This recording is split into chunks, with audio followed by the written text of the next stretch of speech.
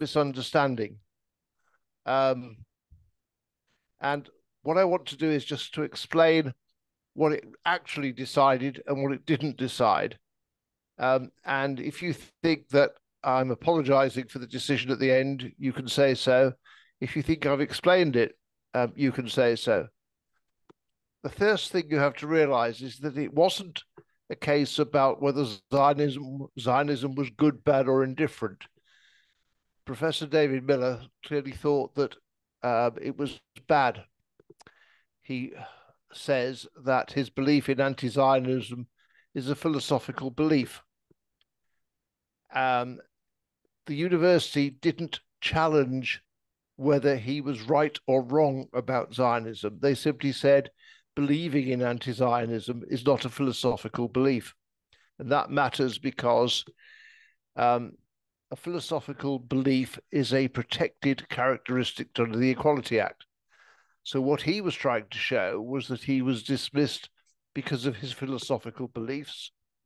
And what the university were trying to show is that he was dismissed because of the way he treated the students at Bristol University. So let's just unpack that a bit. The first thing is whether anti-Zionism is a philosophical belief. The tribunal had to decide that. And they were bound by an earlier case in something called the Employment Appeal Tribunal. And the way that it works, as many of you will know, is that first instance courts, which is what the tribunal was, has to follow the law that's been set out by the higher court, the EAT. And in a case 2 or 3 years ago called Forstater, the Employment Appeal Tribunal, rightly or wrongly, said that anything that wasn't Nazism or totalitarianism qualified as a philosophical belief. Well, whatever we may think about Miller, it wasn't either Nazism or totalitarianism.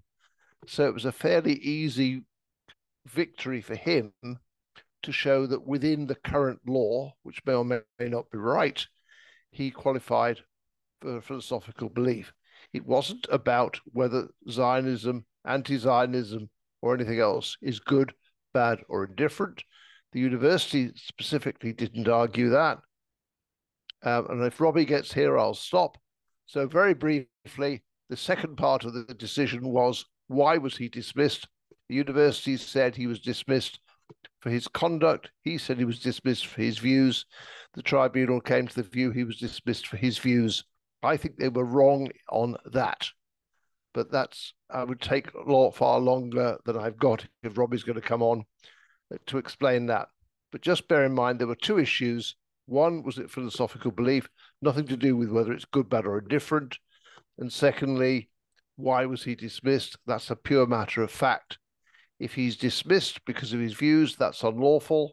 If it's unlawful, it's discriminatory and he gets damages. I hope that helps. Fabulous, thank you. Right, I said to be here in a minute, but I was exaggerating a little bit, obviously, but I have managed to contact him and he is on his way in. Harvey, do you just want to say a couple of minutes on the...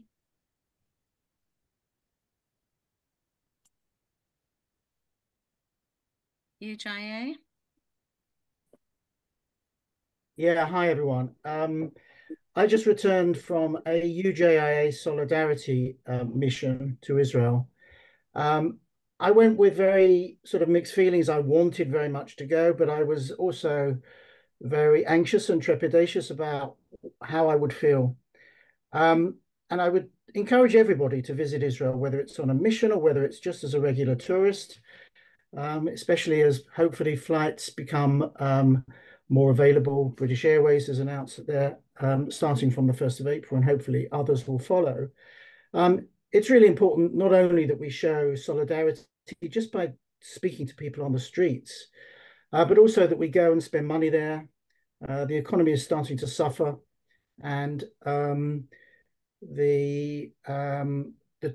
tourism is a really important part of Israel's economy, and the more we can do to both show solidarity and support the economy financially, the better.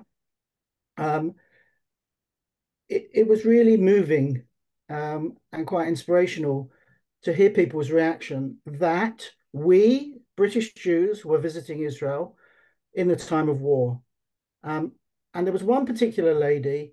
Harvey, I'm going to interrupt you there because we do Yeah, have sure. Robbie with us. Robbie's Thank here. you Good. so much for adding that. I think That was we the may main come message back to anyway. that at the Please, end. please visit.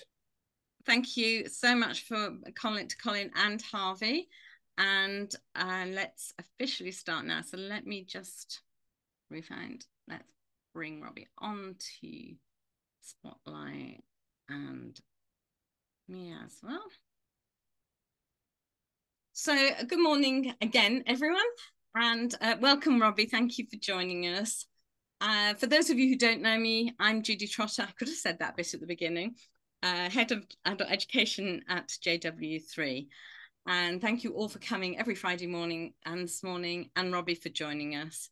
Since October the 7th, it's proved so important for us to be able to connect together and to be able to connect with Israel a little bit by, like Harvey was saying, with the missions and us now visiting Israel. But it's this briefing every Friday morning has proved really important for connection. Robbie is very close to the hearts of the Jewish British community. Many of you will know him. We met firstly through Limud and now through JW3. A lot of us watched the Bestsellers in the 90s, I think it was, and here and at the Cage conference where the Bestsellers also appeared, which was in America. When JW3 opened, he was one of the first trainers that Raymond brought him. And when working with the Jewish Agency before that, I'm skipping dates a bit, of which kind of came to my mind as I was writing this, he brought Hagdag Nahash to the UK, which was a huge moment of bringing a different type of music. So you can get a feel just from those 2 or 3 sentences, the varied career that Robbie has had. He was also at the Limud that's just passed, where he led a program which he'll talk about a bit, I'm sure, but also spoke at the final gala, which had us both in tears and on our feet, which related so much to the situation that we're all going through. But obviously we're that one step removed, not actually hearing the sirens and the bombs going off.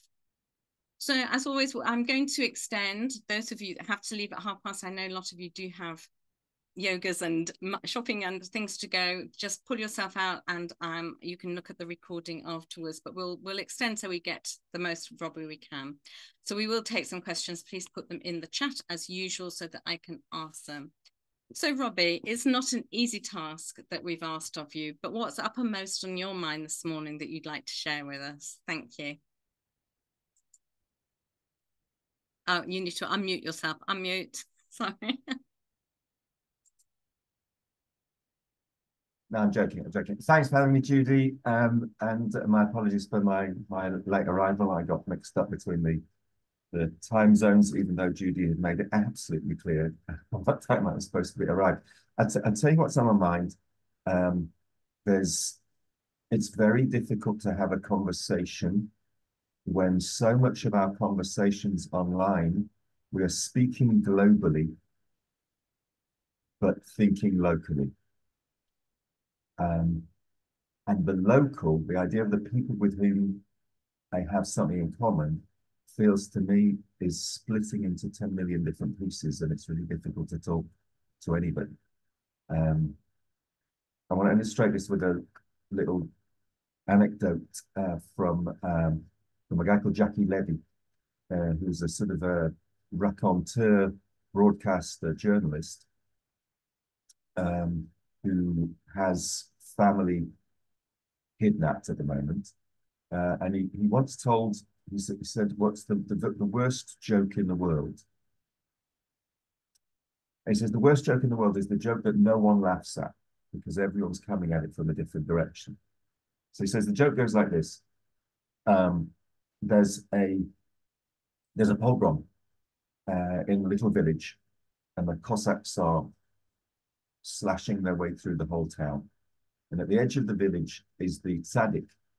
And obviously the tzaddik sees that the end of his life is approaching. And so he starts to study his last piece of Torah. And he's studying his last piece of Torah, and he's standing there by the stender. And then in walks the Cossack with his sword and his red eyes. And the the tzaddik, he shuffles and he says the prayer that you say at the end of your life for the sake of God. So he makes that blessing, the bracha, and the Cossack, who's never seen anything so weird in all his life, this guy is just standing there and sort of rocking around while he's about to. The Cossack just kind of walks out and just thinks it's so too weird and just stays away from this strange voodoo. And the tzaddik goes, and that's the punchline. And what Jackie Levy explains is that this is the worst joke in the world, because if you are a traditional Jewish household, so on Friday night, you go and make the blessing on the bread, okay, and then everyone goes and washes their hands, and having washed your hands, in order to complete the action of the blessing, you need to immediately eat the bread. And between washing your hands and eating the bread, you don't speak, because you're kind of still within the bracha time. And so likewise, the tzaddik has made the blessing on being killed, and so he can't speak until he gets killed. And on Friday nights, there are many traditional households who will have entire conversations by going, because they can't yet speak until they've eaten the bread. And so the rabbi goes, okay. And he says, no one laughs at that joke. He says, you can't find anyone in Israel who will laugh at that joke, because you've got the Bratslevers who won't wait for the punchline. They'll just hear someone saying, making a bracha, making a blessing, and they'll go, oh, this is wonderful, he made a blessing, and they won't wait for the punchline.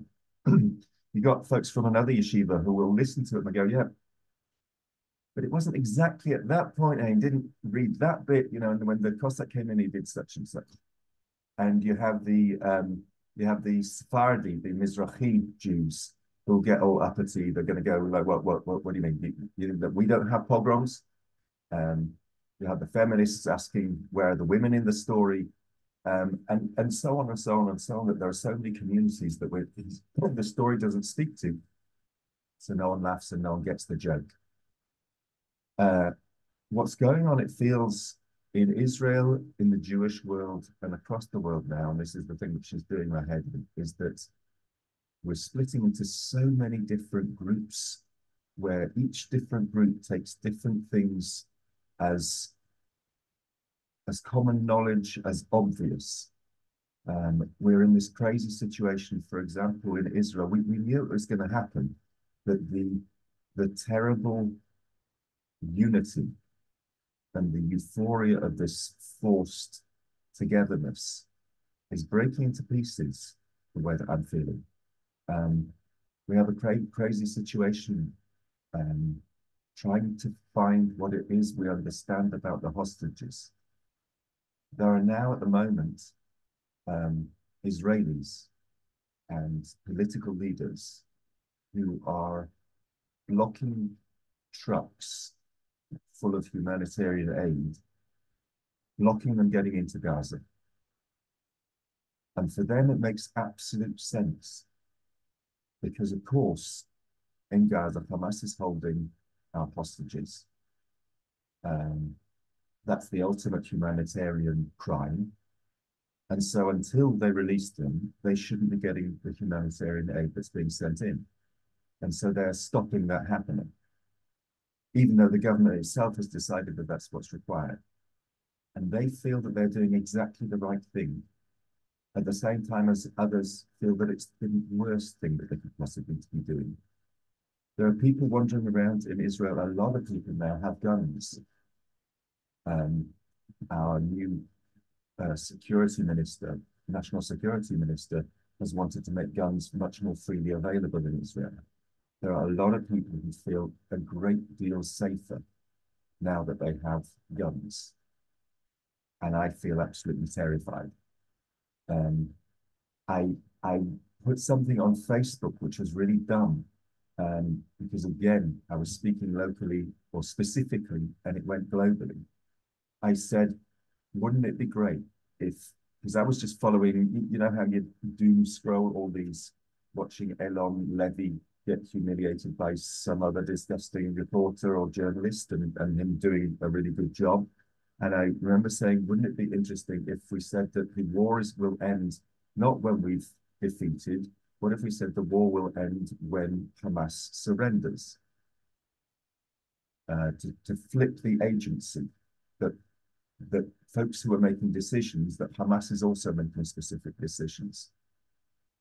And I got battered by Israelis and supported by Jews outside of Israel, because Israelis were thinking about the internal message. You shouldn't be saying that because that makes us Israelis feel like we have no agency. And the Brits outside were saying, no, that's a good idea because then that will make that they feel that they have agency. The very idea of what a miklat, what a shelter means these days is all in pieces, and different people understand different things by it. We have different memories of it. So 2 nights ago, I premiered a new show of mine, but I used an old story. And the old story that I used was talking about how an element of the story was about the Second Lebanon War 20 years ago. Yeah, something nearly 20 years ago, where we talked about going into the bomb shelter in order to be safe. Now, I suddenly realized that doesn't make sense for a lot of people anymore. The first time we went into the bomb shelter this year, and thank God, where I live on Tuval, Kibbutz Tuval, it's sort of in the north, halfway between Upper and Sfat. So on Tuval, we're being ignored by the war, which is delightful. Hezbollah has bombed north of us, south of us, west of us, and east of us, and we've, you know, got this bizarre Israeli FOMO going on. But 4 days after the first attack, there was a false alarm, and the alarm went off. We knew there was a false alarm at the time, and so we all went into the bomb shelter to be safe. And it was at that moment that we realized our bomb shelter doesn't have a lock on the door. And if you don't have a lock on the door of the bomb shelter, it's actually the very worst place to be. Because as we know, throughout October 7th, people went into bomb shelters, went into safe rooms, went into miguniot, who are these little tiny concrete shelters.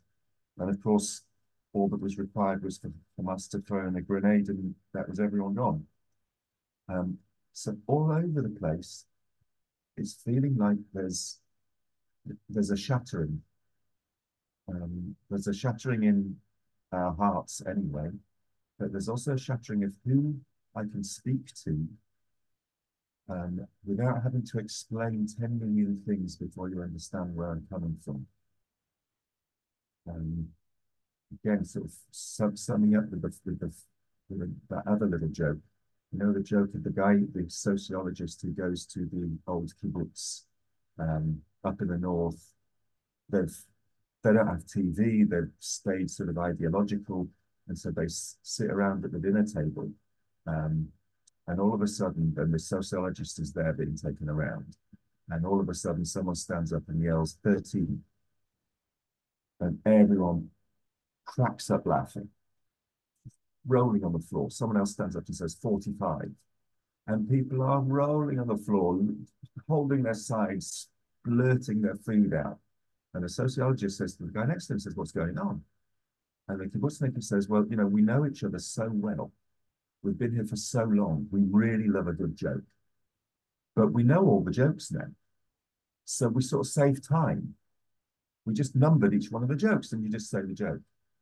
And the sociologist says, wow, that's brilliant. Could I give a go?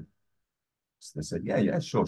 65 always goes down a tree, like, especially when it's the third, go for 65. So the sociologist stands up and he shouts out, 65.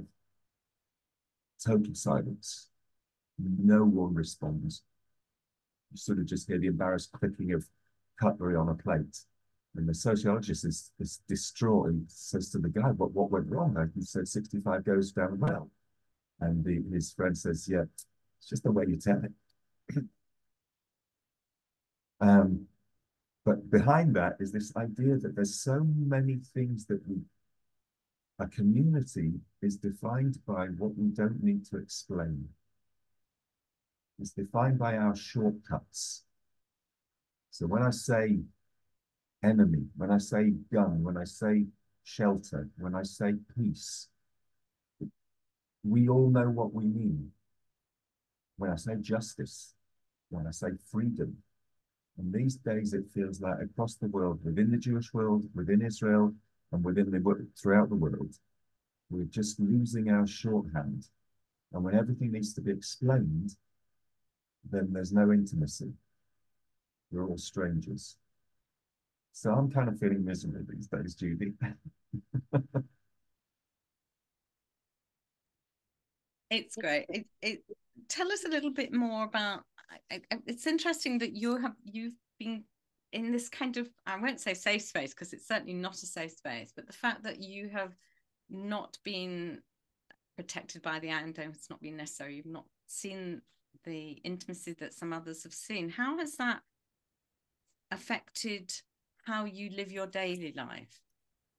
We were talking to David Newman in the South, and you know, he's well away, but yet very close. And I assume you feel the same, that you're near it, you're in it, but also not in the same position as some of your friends and possibly family. Yeah, look, so day to day. I think all of us, wherever we are, feel at one step removed from someone else in a worse position, right?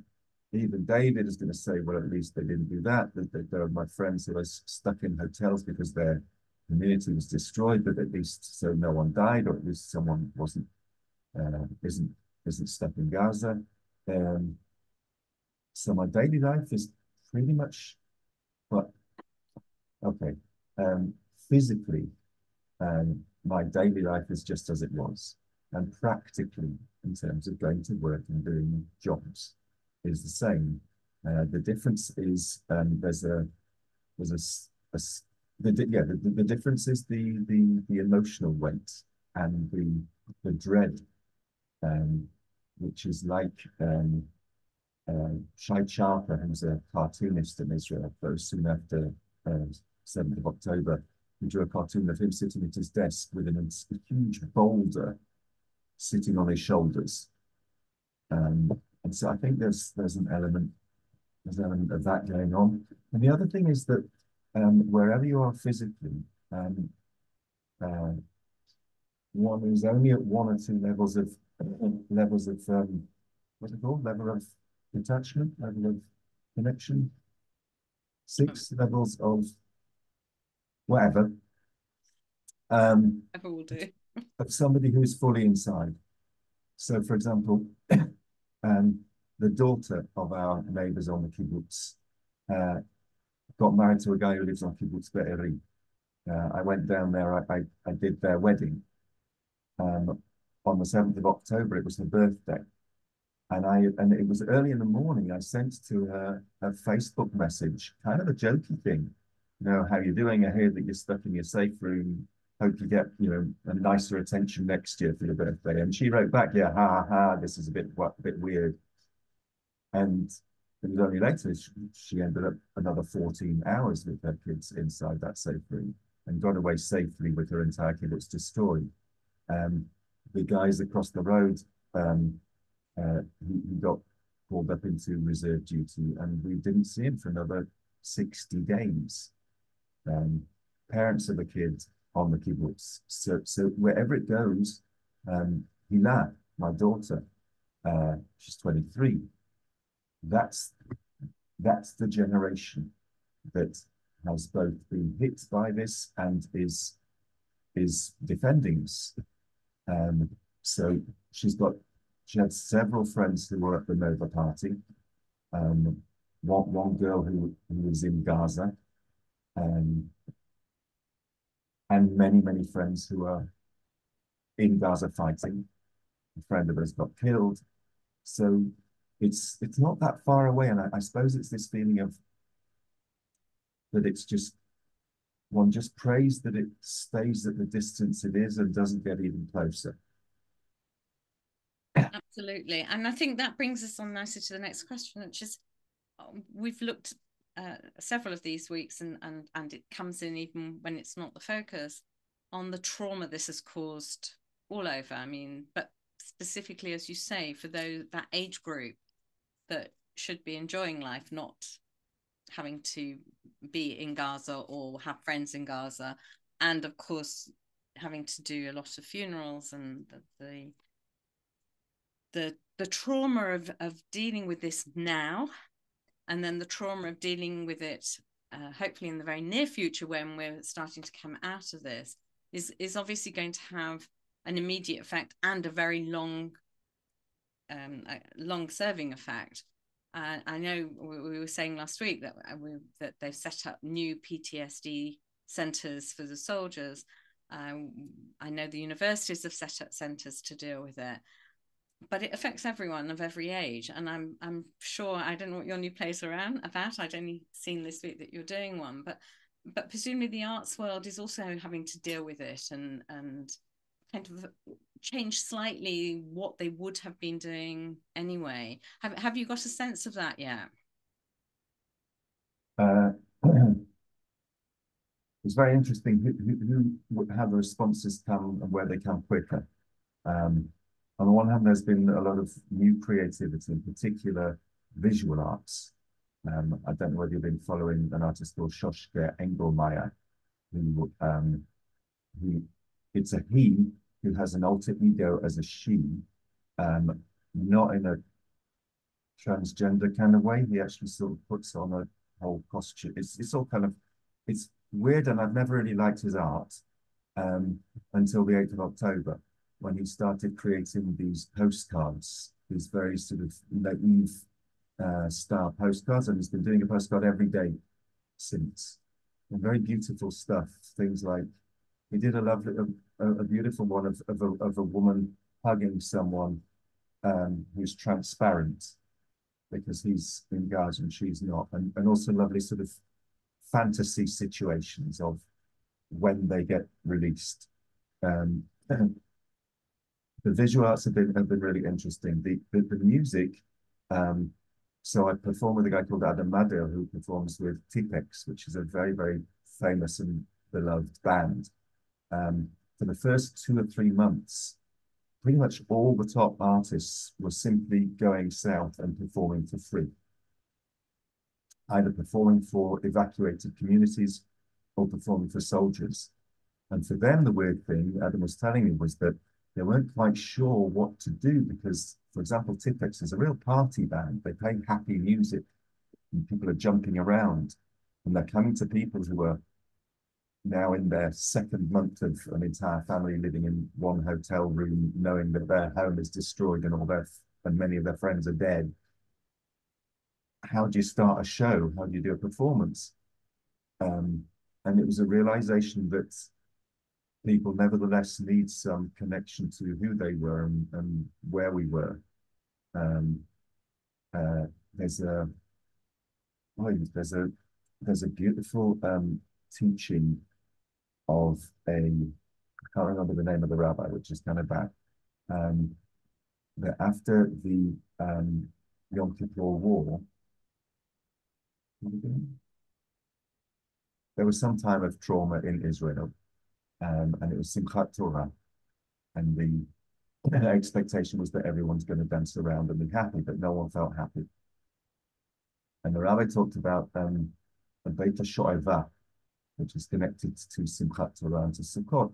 Beit HaSho'eva is part of this crazy celebration, but Sho'ev means to draw up, like a Sho'ev is a vacuum cleaner in modern Hebrew, okay? And he said, the rabbi said that we need to L'sh'ov, basically we need to borrow happiness from the future in order to be happy now. But I think that these days, I think we're borrowing happiness from the past. I think it's very difficult for us to even imagine happiness in the future because it's not over. and Hezbollah is waiting, and it's not going to be long. And there are many, many expectations that come Pesach, we're going to be fighting a different war in the north. Yes. Yeah. So Tipex was bringing happiness of beforehand. I think you're right. I think it's also, it's not just a connection, it's also a release. So when you sing and when you dance, it's a way of and cry. It's a way of connecting, and it's also we've mentioned this a few times as well, that everyone wants to do something, and it was so hard for us here to know that we couldn't do anything. We couldn't get on a flight. There were no flights. We could connect. We could send messages of support. We could obviously speak to our loved ones, but there was nothing we could actually do. And it was very frustrating. A lot of people found that an impossible situation. There's always something we can do. And here we were actually not able to. And now, actually, just before you came on, Harvey was talking about the UJA mission that came out, and there's now been many of these. And I know there are, as there is with everything, there's mixed feelings about the missions, there's mixed feelings about the volunteering. There's no mixed feelings about money coming in, because that's always going to be needed and slightly more anonymous. But I think I've watched a lot of the reports of the shows that have taken place and how much it's meant to the artists doing them, and how much they feel they have given. It sounds like that's a bit too altruistic, but it's that feeling of being able to give something is what we all need, and what people need to receive, especially the soldiers. Robbie, thank you so much. We've managed the half an hour with you. I'm really, really grateful.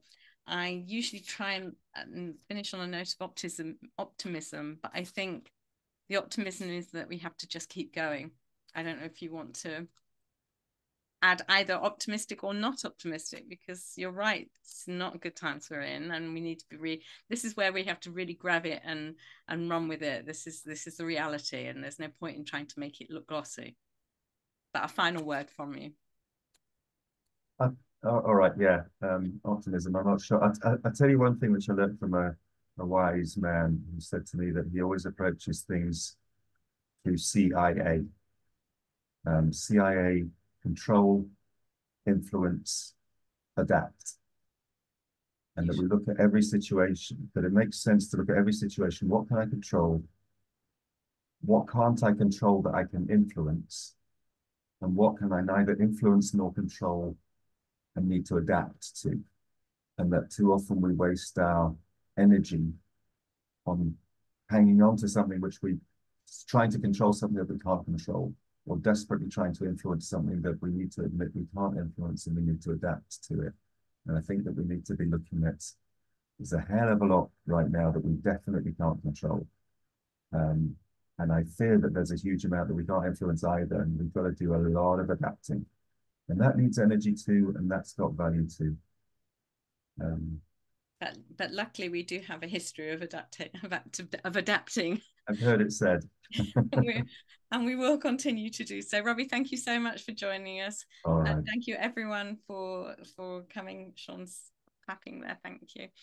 And we look forward to staying in touch with you, and wish you luck with life and with the new show, and a Shabbat Shalom to you and to everyone.